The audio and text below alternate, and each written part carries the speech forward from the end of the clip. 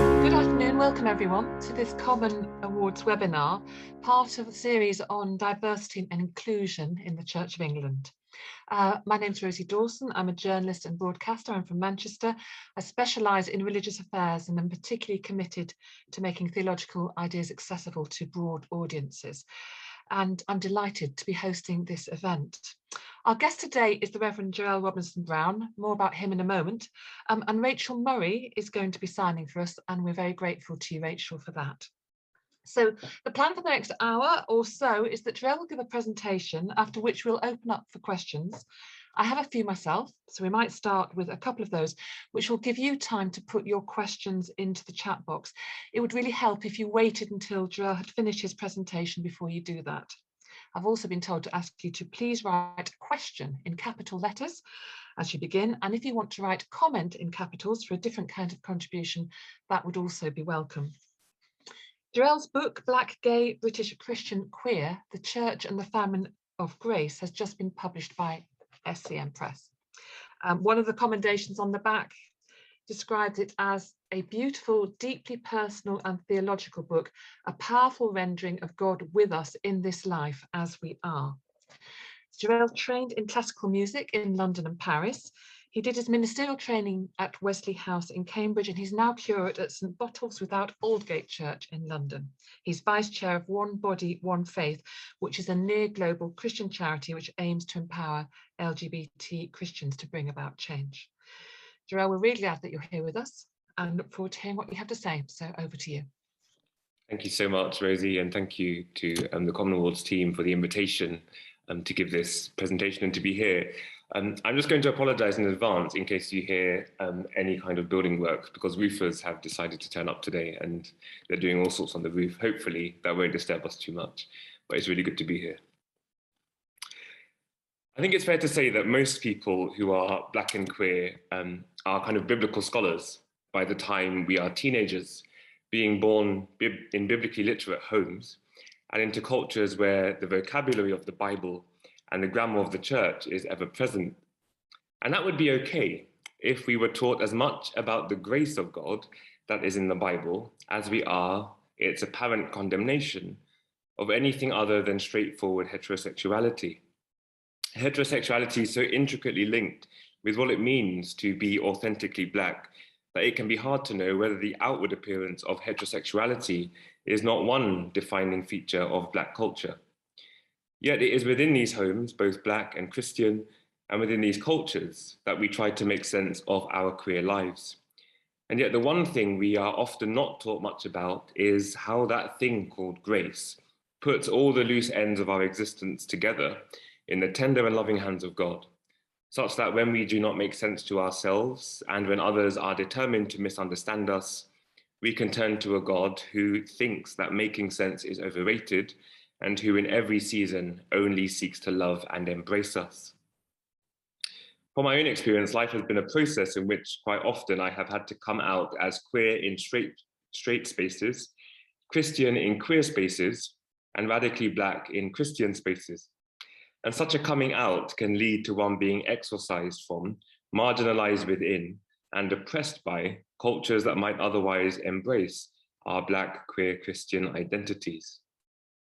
If, as Mark Twain says, the worst loneliness is not to be comfortable with yourself, then I was lonely because of what my Jamaican Christian culture did to my queer body until at least the age of 18, possibly 21.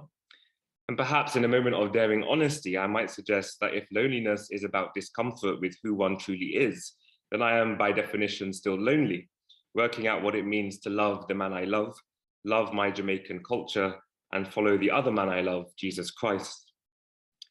As the African-American gay essayist, playwright, and activist James Baldwin once said, it took many years of vomiting up all the filth I'd been taught about myself and half believed before I was able to walk on the earth as though I had a right to be here. That we who are Black and queer have a right to be here is perhaps the message given to us in the Incarnation. Christ, God made flesh, taking up residence among us, born as he is between an opening in the world, journeying into this place as we all do, fixed between urine and feces, God made manifest. It is grace that provokes the love of God to stoop down to humanity, not so much stooping as longing and yearning to belong on our level in our way of being human, living, dying, and rising again among us. All that, we might say, is grace. It's also kenosis and incarnation, and a certain kind of Christological reading of things that some might contest. Rowan Williams, in his essay, The Body's Grace, which was first given actually in the church in which I'm curate, so St. Botolph in Aldgate, Rowan Williams says this in this essay: grace for the Christian believer is a transformation that depends in large part on knowing yourself to be seen in a certain way, as significant as wanted. The whole story of creation, incarnation, and our incorporation into the fellowship of Christ's body tells us that God desires us as if we were God, as if we were that unconditional response to God's giving that God's self makes in the life of the Trinity. We are created so that we may be caught up in this, so that we may grow into the wholehearted love of God by learning that God loves us as God loves God. The life of the Christian community has as its rationale, if not invariably its practical reality, the teaching us so to order our relations that human beings may see themselves as desired and as the occasions of joy. Now, I of course agree with Rowan Williams, and if I didn't, I would be a fool to disagree with him publicly. But grace here is about knowing ourselves to be seen in a certain way, as significant and as wanted, as desired, and as the occasions of joy. And the problem for me is I need grace to do more for me than simply demand my transformation, because such grace means that a body like mine becomes heterosexual, white, and has no radical politics. So this definition of grace doesn't translate into the fellowship of Christ's body, which tells us that God desires us as if we were God. For most LGBTQ+ people, that is not their experience, especially those of us who are of color in many contexts, but including the church. Our experience of grace is often the precise opposite. So the way grace is often spoken about, from Augustine down to the present day, is, as Rowan first says, that which causes transformation. Grace is often seen as that which, when active in the life of a Christian, increases holiness, reduces or entirely removes sinful behavior, and changes the sinner into a redeemed believer, made righteous through their faith in Jesus Christ and their holy living. Grace is often tied to notions of being born again, particularly in the Black churches. It is that which causes us to be made new. And that's all okay, except when the site of our transformation, of our being born again, is our sexuality or gender or race or even our radical politics. Things that are about survival, about us being able to breathe. Things which cut to the very core of who and what we are, and which grace does not alter, or, as I would argue, need to transform. Where I really love what Rowan says is when he speaks about grace as that which enables us to grow into the wholehearted love of God by learning that God loves us as God loves God. And this is then extended by Rowan into the life of the church when he says that the life of the Christian community has as its rationale, if not invariably its practical reality, the teaching us so to order our relations that human beings may see themselves as desired, as the occasions of joy. Now, I do not think that anything the church says about LGBTQ+ people, neither do I think that the church's track record on anti-racism says anything about a God who loves us as God loves God, nor do those things enable us who are Black and LGBTQ+ to see ourselves as desired and as the occasions of joy. So there is for me a huge disconnect between what the church says about grace and what the church says about human sexuality, and also about race and gender. One of the reasons I think there is this disconnect between the church's theology of grace and its treatment of those different bodies within its walls is that it has developed no real place for those of us who are different or are perceived as being different, to exist in the fullness of who we are within it. So our bodies are often read as different and therefore as troublesome. We're troublesome to the system, we're troublesome to the institution's understanding of itself, of its norms, of its own center of meaning. We're troublesome to how it understands power to function and where it considers power to be, and how it considers its own life to exist. Now, James Baldwin, when speaking about his own sense of living in America, was that it had not developed a place for his Black body. He says that it comes as a great shock around the age of 5 or 6 or even 7 to discover that the flag to which you have pledged allegiance, along with everybody else, has not pledged allegiance to you. It comes as a great shock to discover that Gary Cooper killing off the Indians, when you were rooting for Gary Cooper, that the Indians were you. It comes as a great shock to discover that the country which is your birthplace and to which you owe your life and your identity has not in its whole system of reality evolved any place for you.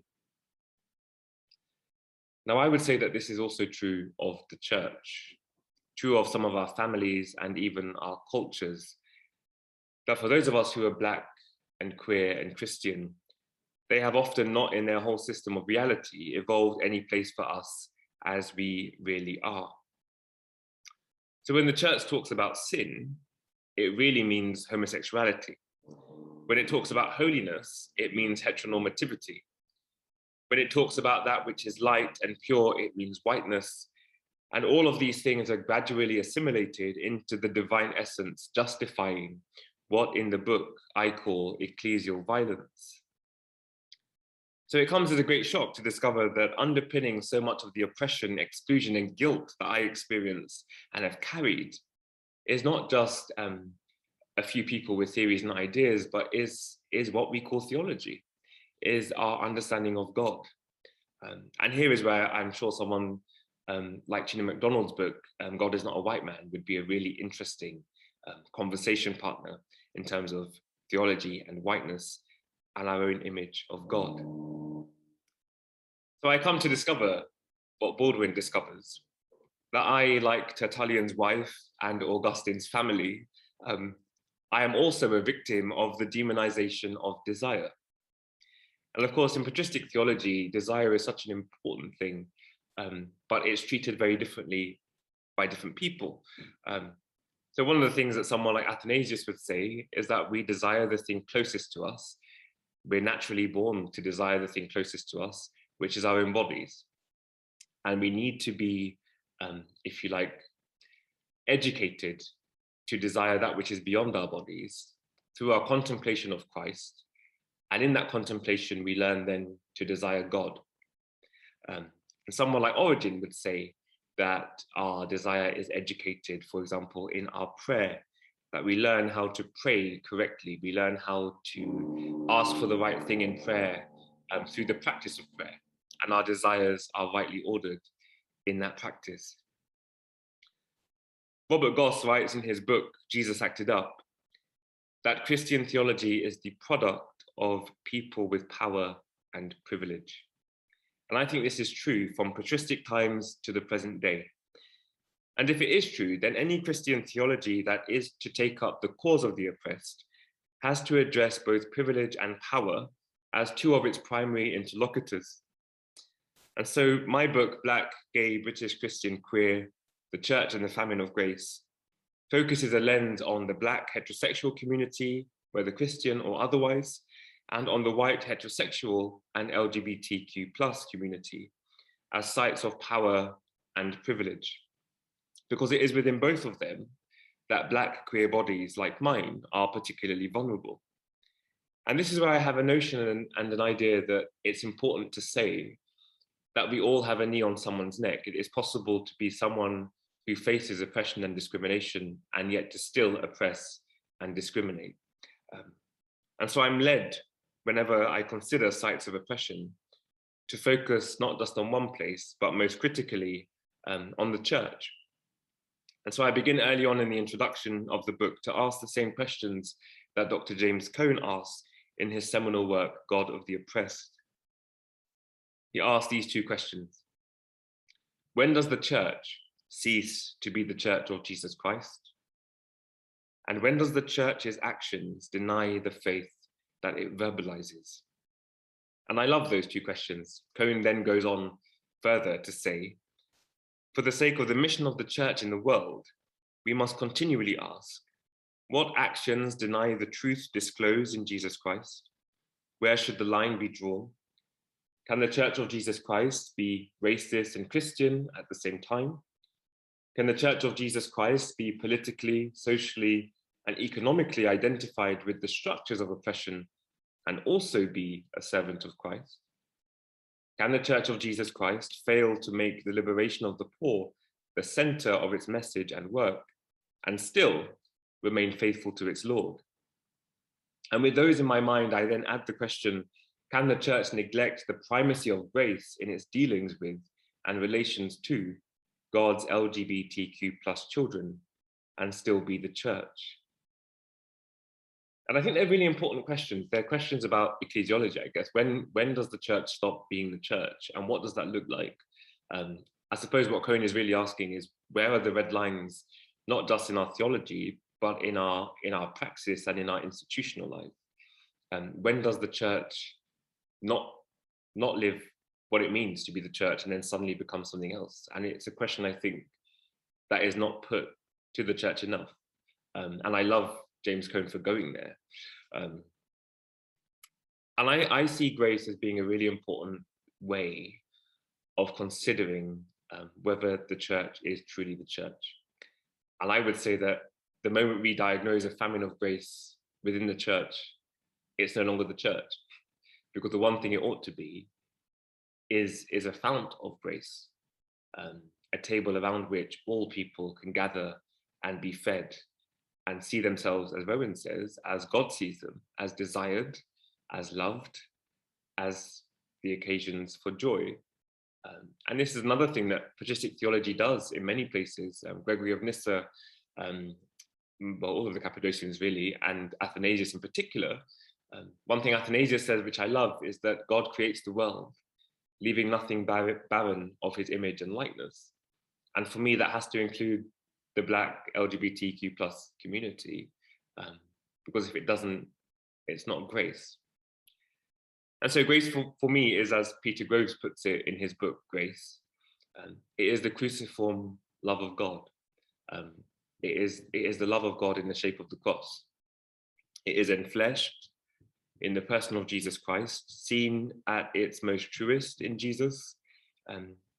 This does not make grace less Trinitarian, as Rowan articulated it, but it does free our understandings of grace from anything which isn't related to the embodied historical person of Jesus, who is the friend of sinners and tax collectors, and who time and again puts his body on the line for the least, the last, and the lost. And it is, of course, the church, which in so many ways makes an intimacy with that body of Jesus possible. And so my main question and the center of my theological wrestling is why it appears so content to offer that intimacy to some and not to all. Why is the church so content to live in this way where the famine of grace is undeniable? And if grace isn't the answer to that, I would be really fascinated to know what people think the answer is. And I will stop there because I think my 20 minutes is up. Thank you. Thank you very much, Jarel. Would you now like to put your questions into the chat box, and I will field them. So we'll be looking out for those. Jarel, you talk about the theology that underpins the oppression and exclusion that you have felt. I'm just wondering, in the context of ministerial training, have you any thoughts on how both queer and Black theologies might be integrated into the curriculum?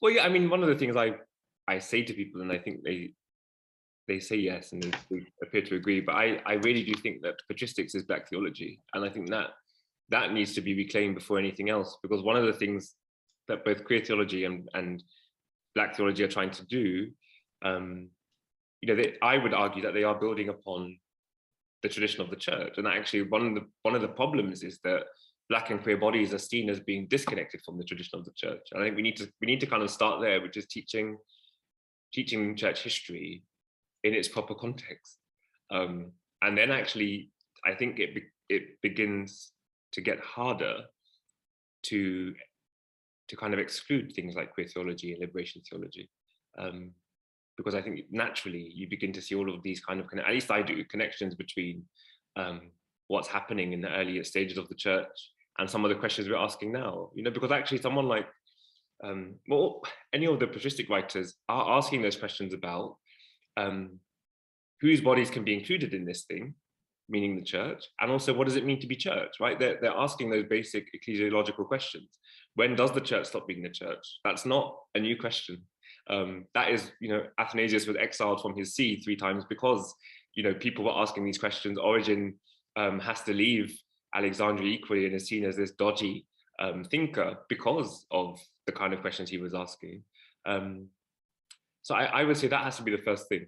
The other thing is that they should just be taught, because actually you can't do theology without listening to the voices of queer people and Black people. So it's just obvious, because God is obviously speaking through those people. And if you want to get to the truth, if you want to hear Christ speak, there's no theology we can't listen to or engage with. Personally. So I mean, the idea of discrete optional papers on queer and Black theology maybe aren't the way to go. But I suppose in a way, what you're talking about almost is educating the educators to notice what is already there. I mean, I studied theology years and years ago, and the key book was Early Christian Doctrines by J. Kelly, and there's no situating of the fathers at all. I mean, we start by looking at the Trinity, and we start by looking at this, but there's nothing to say to me.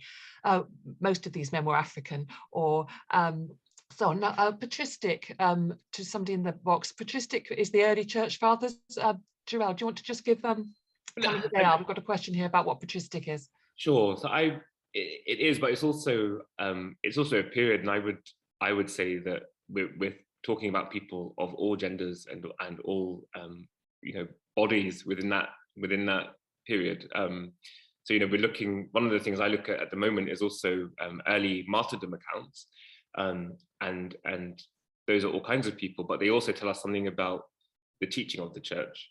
So it's not just the fathers and mothers in terms of those who we look up to and who have feast days, but also the other people who just live within that period. And I would consider the patristic era to be anything from, I don't know, the 2nd century to the 6th, I guess. Or my period is late antiquity, so a bit earlier in some ways.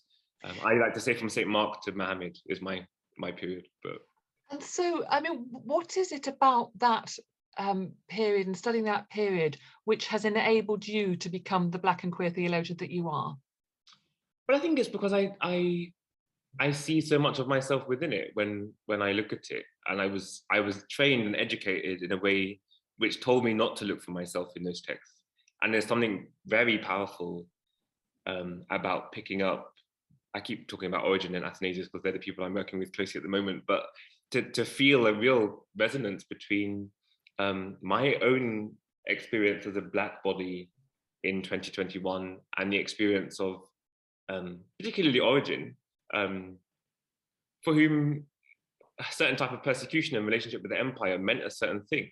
And I think that's one of the really fascinating things, is that one of the ways I would define African identity in late antiquity, so in that period, is a proximity to martyrdom and a proximity to suffering, which not everyone lives close to, and a conscious decision to live in a way contrary to the way of the empire, which I think is not dissimilar to a lot of Black bodies in the modern world. So for me, there's a freedom going back to those texts and reading them as though I can find myself there. Is another part of the way that ministerial training can sort of be more inclusive is not only to sort of point to the church fathers and mothers because there's going to be limited curriculum time, but also to say to one another, you know, where are you situated? I mean, you talk about theology being the product of the people with power and privilege. I mean, I started off by introducing myself as a journalist and broadcaster, but I didn't say, you know, I'm white, female, northern, my dad was a clergyman, I'm an adoptive parent, and all the things that are actually essential to my identity. Whereas I'm told that Anthony Reddy starts everything he ever says by saying I'm a black bloke from Yorkshire. So I mean, is it actually that there are two ends to start at this? I mean, one is with the actual excavating the actual theology and the context in which those theologies were developed, but also excavating ourselves wherever we are. And I think this is, so one of the charges I think that are often brought against more people like Anthony, myself, anyone who's doing theology, wanting to make that theology liberative, is that we prioritize our kind of identity and context over everything else. And actually, what I hate about that is that everyone is doing theology contextually, and all historians are doing history from their own context. And so those who don't identify their context in the very beginning, the very outset of their work, I think are walking a kind of dangerous path, really, because you do need to identify, at least have an awareness of where you're writing out of, because where you write out of is also predicated on how you read text. And when we read text, we bring the whole of ourselves and our experience and our context with us. You know, I read patristics in a very different way to other people, and I have to identify that at the beginning of my work as well, which is why in the book it was important to say, you know, this is how I consider my own identity, this is how I see myself, so that readers can know that, and therefore engage with my theology, having engagement with my situatedness. You come across active resistance. I think you suggest that you do to you situating yourself. Do you come across active resistance when you try to situate the people that you study in their early context?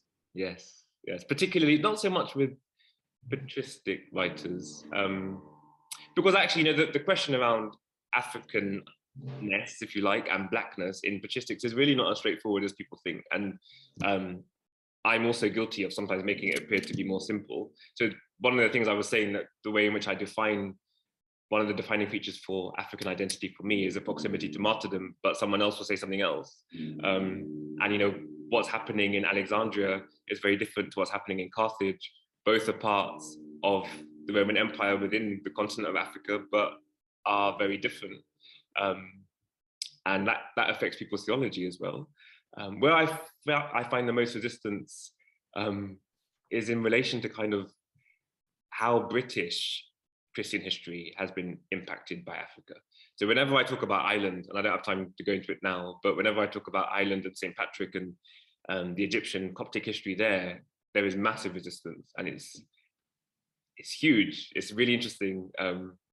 Some very senior scholars don't like the question even being asked about, you know, St. Patrick's identity and his work and the history of Christianity in Ireland, because I think the narrative around Irish Christian history means so much for people, understandably. And if that is to be seen as being perhaps not as clear-cut as people think, you open a can of worms. So, but I was going to ask you about the word British in the title of your book, because you've been very sort of personal about your own self and your own story, but perhaps a little bit less, or maybe about the British.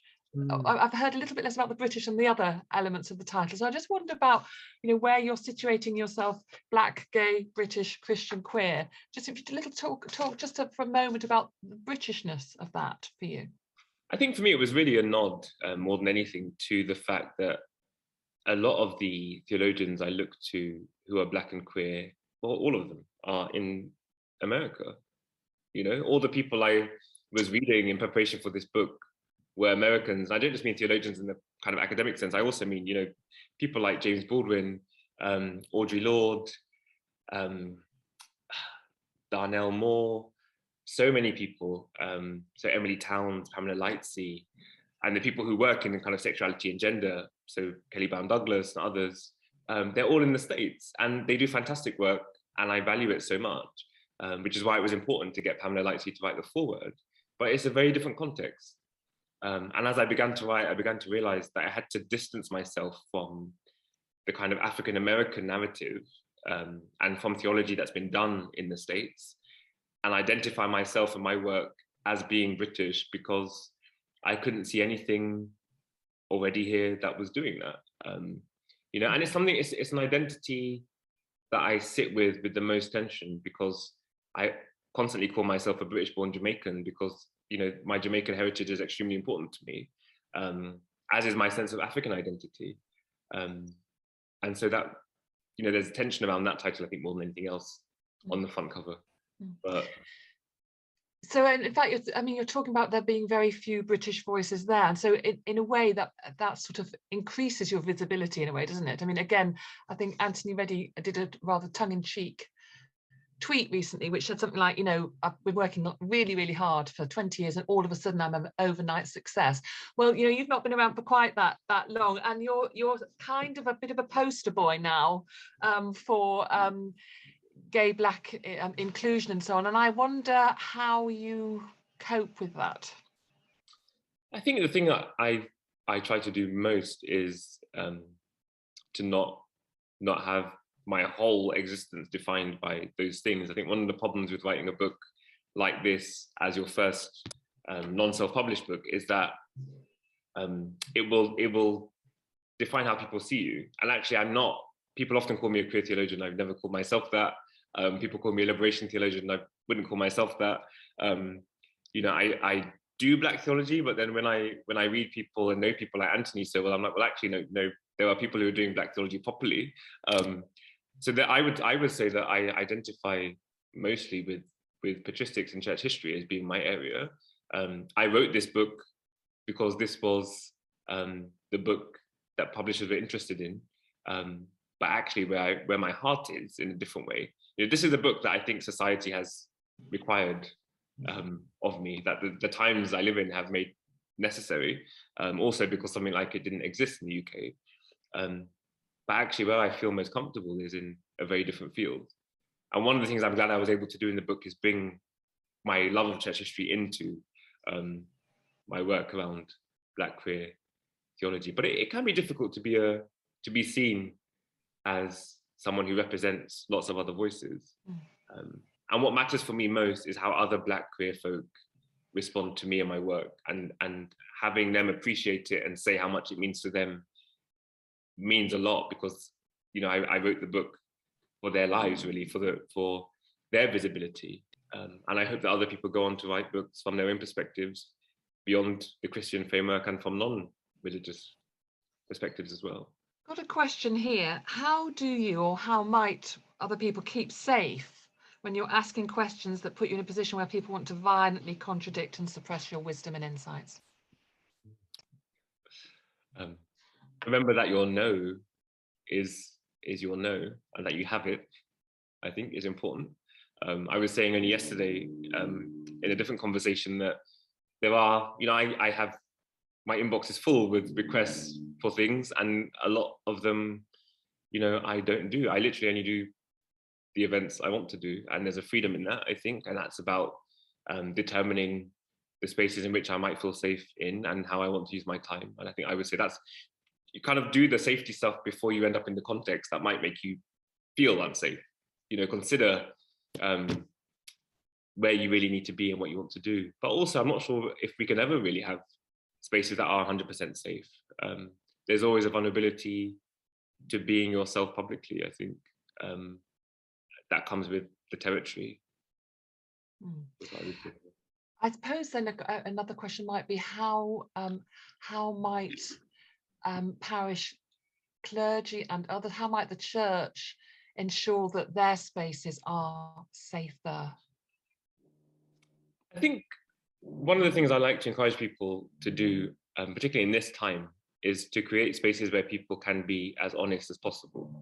Because I think our culture and society at the moment is really pushing us to a place where, you know, it's beginning to become impossible to be honest, because actually, and this is one of the problems also with cancel culture, and I say this as someone who for whom, I know both sides of the cancel culture thing, in terms of people wanting to cancel me, but also on the other side of, I have been part of that mob in trying to shut people down. And I know what that's like on both sides. And that's the kind of honesty I think we need to model, is that there are ways in which we engage with each other which are not, in which we don't allow safe space to be created. And if churches can be places where people can be as honest as possible, actually, if people in preaching and in pastoral care can say, this is a wound that I have, this is what frightens me, this is my fear, then someone else can say, actually, that's funny because I have that same fear too, you're worried about what it might be like to get older, you're worried about what it might be like to lose a parent, me too, and then I think you create a safer space because people begin to realize that we're actually not that different from each other. We have the same fears and the same anxieties and the same worries as each other. And when spaces become unsafe, I think it's when we're trying to hide behind our kind of fake masks. We're trying to be people who are not real. And then we have to defend that at all costs because I can't let my mask fall off. And do you think there are plentiful safe spaces in the church for that? Plentiful. We know there are some that are definitely not safe, but I mean, how safe is the Church of England generally, do you think, for conversations like that? I think safety means different things for different people. I think the church is very safe for people who want to play the kind of power and privilege game. The church works for lots of people, which is why it won't change overnight, because actually it's a very safe place for the wrong kind of person. Safety means different things, I think. I'm not sure that there are many safe places, really, and that I'm not sure we do enough thinking around what safe space really looks like. Bound around words like inclusion all the time, but we don't really think about what that really means. Because to be inclusive means to be exclusive of something. So I belong to a church that would be completely exclusive of any sense of homophobia or misogyny. So we say no to that in order to be inclusive of other things. I think churches need to think about what inclusive spaces are, what the red lines are for an inclusive space. An easy question. A couple of other questions here. One, what advice would you give church parishioners on how to be an advocate for those who feel lacking in grace? We might have covered some of that, but I wonder if there's anything else you'd like to say about that. What advice would you give church parishioners on how to be an advocate for those who feel lacking in grace? Well, that could be read two ways, couldn't it? Lacking in those who are unable to give or share grace, and for those who are unable or prevented from receiving it. I don't know which one of those you want to go with. I'm not sure. I think I would say that we all need to. I'll start again. One of the ways in which we begin to see ourselves as God sees us is by seeing each other as God sees us. So if we cannot see other people as made in the image and likeness of God, then we probably will struggle ourselves to see ourselves as made in the image and likeness of God. So we need to look upon each other with a more loving gaze, I think. And that, I would say, can only come about through a kind of very healthy prayer life. It's a very pious answer that if I heard someone giving me, I would roll my eyes at what I'm giving it. I think that we need to increase our love for each other. And that's hard work. And I think we don't talk about how difficult that is. So we increase grace in a community, I think, by increasing the grace in our own lives. I'm able to love people with whom I profoundly disagree because I'm so convinced of God's love for me.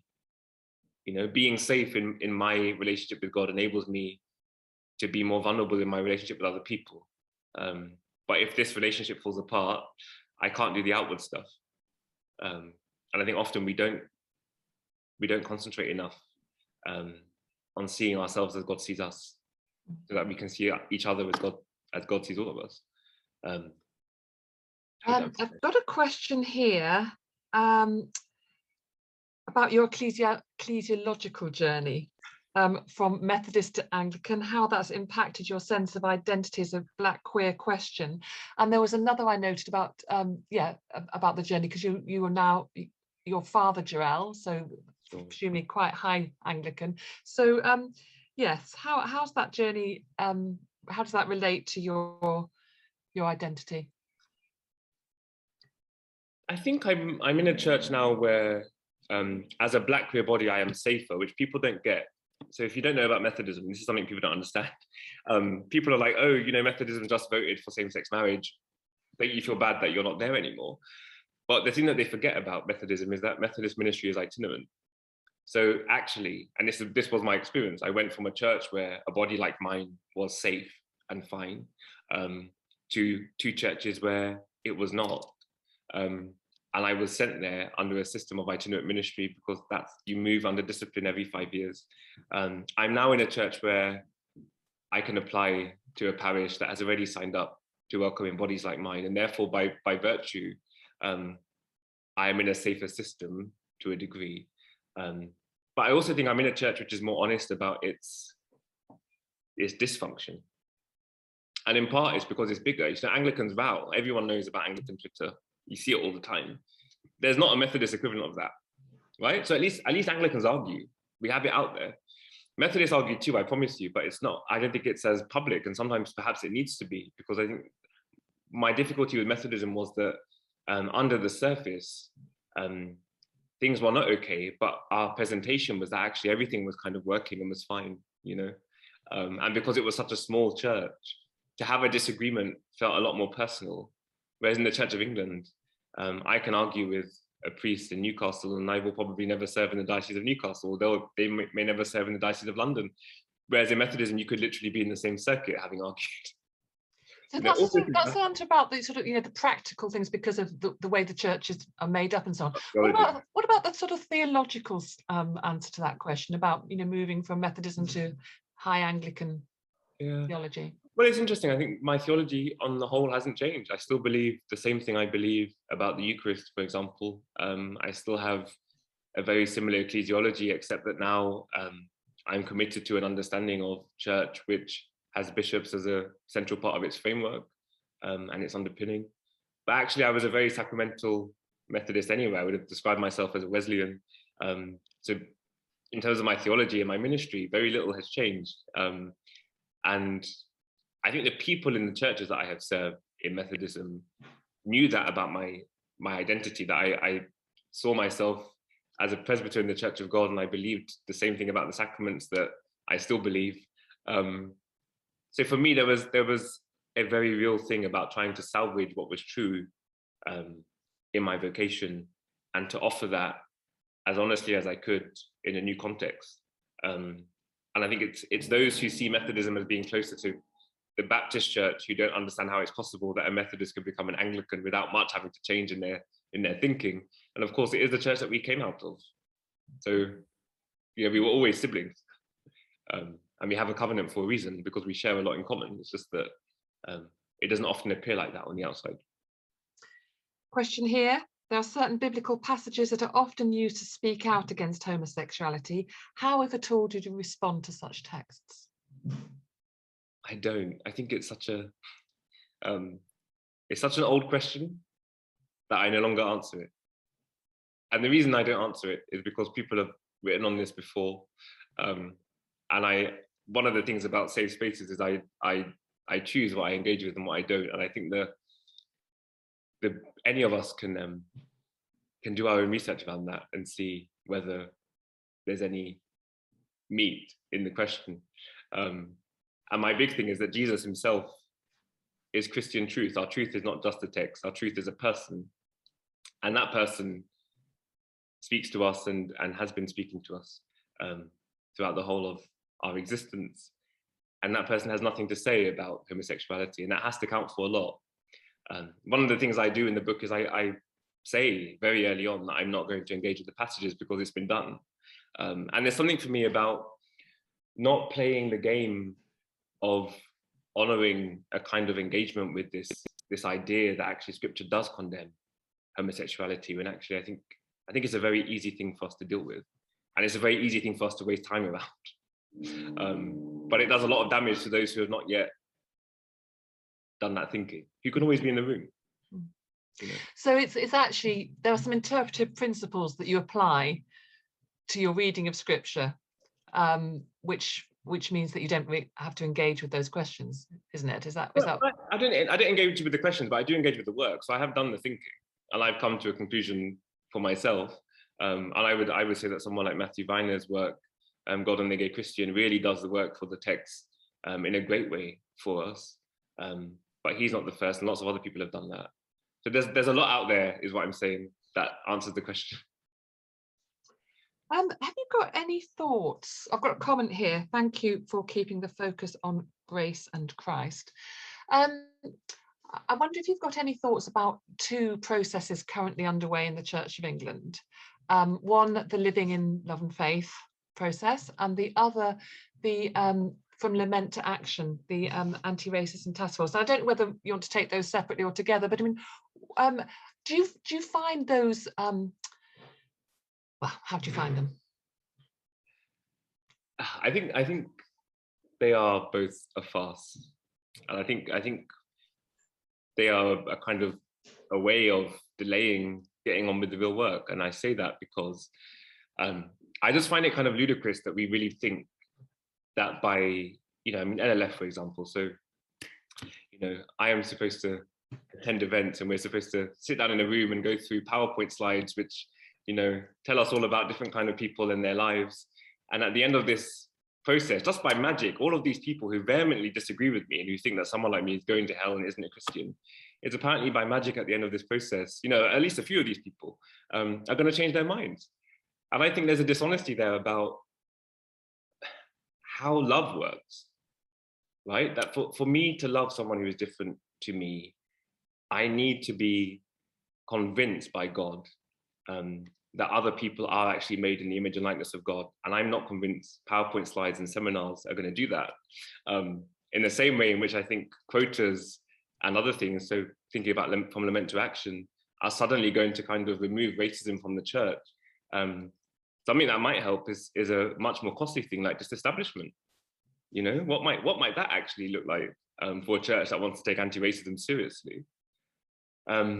So I get that lots of people are excited about it and want to engage in the process. I will have to, as someone in parish ministry, engage with the process, and I'll have to encourage my parishioners too, because that's the plan here. But I do think there's a kind of the massive elephant in the room is that justice, you don't reach a position of justice and equality just by a kind of process of conversation. There's also a spiritual dynamic to our hatred and our oppression of each other, which is to do with my own lack of conviction that other people are made in the image and likeness of God. And I'm not gonna I'm not just gonna wake up one day and realize that I need God to change my heart. And that's what LLF isn't talking about, Right, so that's very strong. So I mean, PowerPoints, yes, and presentations, yes, but the sort of conversation that could come out of that, just disagreeing ring well with you, or do you not like that one either? I don't think someone could disagree with me about who I am. This is about my flesh. This is about my lived reality. You can't disagree about whether I have a right to live. And I think that's the problem. That's where the conversation is not fair. Is that actually those in the LLF process who are in the room, who are part of the LGBT plus community, I'm sorry to say it, but they're carrying a very different weight in this conversation to those who are not. And I'm not convinced that it's an equal conversation in that sense, because actually the stake is much higher for someone like me, who might want to marry his partner one day and still be a priest in the Church of England. That the cost of that is very different to someone who actually, probably hasn't done the theological work that I've had to do to understand my own existence. So you're saying effectively it's a farce. It's a farce. It's a waste of time. The church just needs to get on with the work. So so they get on with the work. How are they going to get on with the work? Short of disestablishment, let's say, how do they get on with the work? I think people have to be honest, and you can't force that out of people. It's, I have to be honest about the fact that there are people in the world and people in the spaces that I share that make me deeply uncomfortable. And I have to be honest with myself, at least, as to why those people make me uncomfortable. And until I do that, I can't change as a person. And I think one of the problems that we have is that not enough people are able to say, you know, actually having all these black and brown people in my church makes me uncomfortable. Or actually, you know, I feel really uncomfortable about those loud children that are in the corner in church. And what is that about? You know, what's going on in me? You know, actually, this priest who happens to be female, actually, I have questions about that. And why? But if spaces are not safe enough for people to have these conversations, either with their closest people or with themselves, then we can't get any further. Because the reality is, you know, the church is racist because people who are content with it to be racist exist. And until those people can identify themselves in the same way in which the church is content, at least the Church of England, to have a kind of a model whereby, you know, it's okay to not accept the ordination of women. That's okay. But until we get to the heart of that and what's really going on, the church can't move forward. And so we have a inbuilt system of inequality in the church where I almost think God can't honor the work of the church because we live with these untruths. See, the church might do the anti-racist work and the work on same-sex marriage, but we're still going to have a church where over here, some people don't accept some people's ministry because of who they happen to be. You know, and are we not going to talk about, are we a just church just because we've done the race and the sexuality stuff, but the gender thing, you know? And for me, it's all a justice question, and it all matters in terms of our own sense of holiness before God. And I just think there's a depth of dishonesty about so much of the work that we're doing that no one seems willing to talk about, and I kind of get tired of it, really. Question in the chat box: how can theological education better support Black and queer ordinands? And then I think there's a supplementary about when those Black and queer ordinands become priests, or no, actually it's not for them, for all ordinands who become priests, how can they better support Black and queer people in their congregations? Yes. I think the first thing the church has to do is listen. You know, it needs to listen to the voices and the experiences of those who are not the majority voice. You know, my own recent experience in the Church of England shows that the church is not good at that.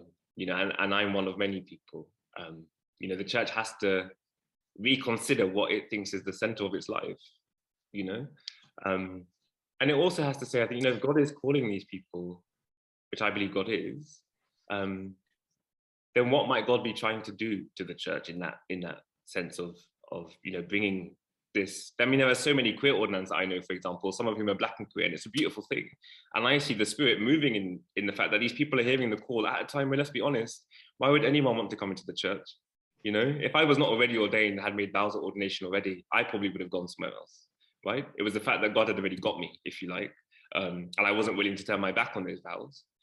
But if you look at the church now, why would anyone respond to a vocation? So it is a miracle to me that these people are even coming forward.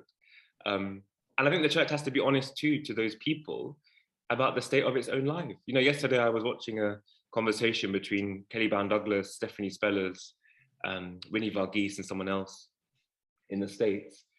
And their whole conversation about the church was starting from the point of the fact that actually the church doesn't exist. It's an aspiration. We're becoming the Church of Jesus Christ. And I really found that very powerful. I'd heard it before and I'd thought about it before. But what was healthy to me was that that was the basis for their conversation. And one thing Rowan Williams says, which I love, is that for all we know, we may still be the early church. And if that's the case, we have growing to do, right? How do those new ordinands who are coming through, who are Black and brown and queer and all these amazing people, how do they help us become the Church of Jesus Christ? You know, and who is that us that they're joining? You know, where's the center of the church?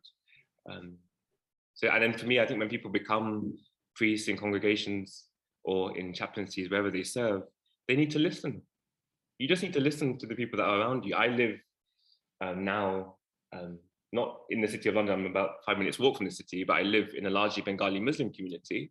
And I consider myself to be a guest in this space. You know, the church has been here since 1744, well, since 1109, but I am a guest in this community, and I just want to listen to the people and to get to know their stories, because that's where the Spirit will tell me what my work is here. I don't know. And as a related question, what advice would you give to a young Black Christian who doesn't feel safe enough to go to church? Oh, well, I think it's a tough one. I think you may never feel safe, actually. So I would want to unpack what safe looks like for you. You know, just because I'm ordained and have a parish doesn't mean I wouldn't say I necessarily feel safe in church either. I would want to unpack what the safety would look like. And I would say then if you really feel like you can't go to any church, then still do try to. I mean, now it's easier than ever to connect with communities virtually, right? So you can pop into all kinds of churches and just check them out and feed yourself spiritually somehow, hopefully, that way. And there will be other Christians who feel how you feel. And if there's a way of reaching out safely and just saying, is there a possibility that we might be able to form some kind of fellowship together where we feel safe? Is there a way of creating a safe space? Then I might suggest that too. But I wonder what safe looks like as well. Just to say to everybody, if you've got questions, put them in because we're running out of time. A comment here, this is painful to hear, but it's a powerful testimony about racism, misogyny, homophobia and transphobia in the church. I wonder if there's something you would say to a white person starting their ordination training, a white straight person starting their ordination training, who wants to be part of building a truly inclusive, graceful church. What would you say to them?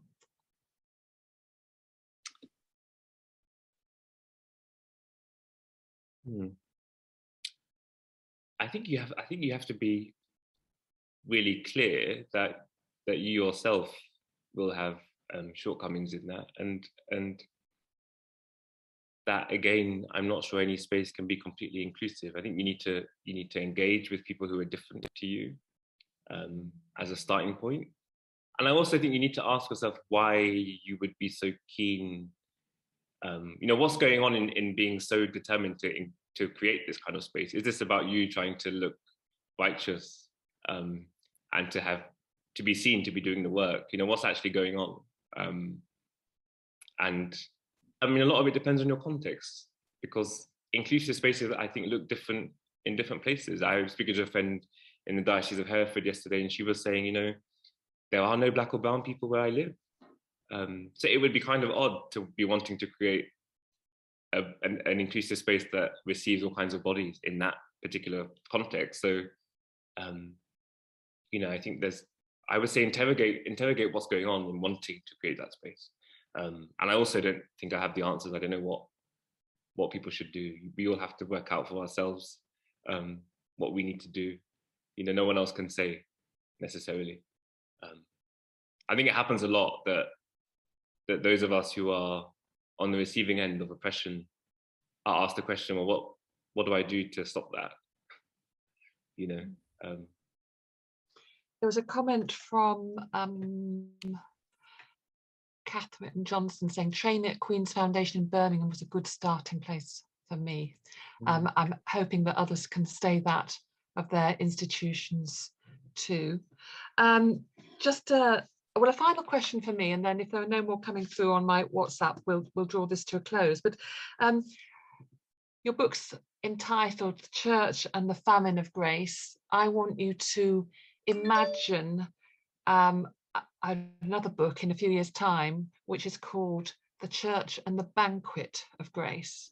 And I'd like to know who's there at the banquet and how it feels.